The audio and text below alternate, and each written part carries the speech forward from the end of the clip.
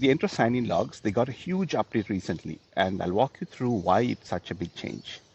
Until recently, there wasn't a way to easily link the different sign-in activities. So for example, when someone signed in, it would be an interactive auth.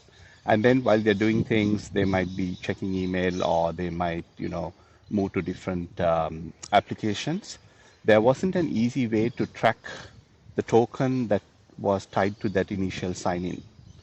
So what could happen is, for example, attackers could steal a token and reuse it somewhere, but there was no way to identify what the initial sign-in was.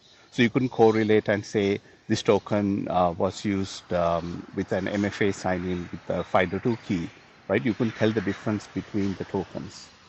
Now, there are two attributes. There is something called UTI and there's a session ID.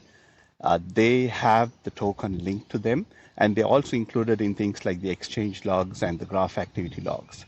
So now you can get a better picture of how a person signed in and how the token was used in different applications, while you're using your device. So for example, someone signs in and they used an interactive auth, say maybe even 2-3 months ago.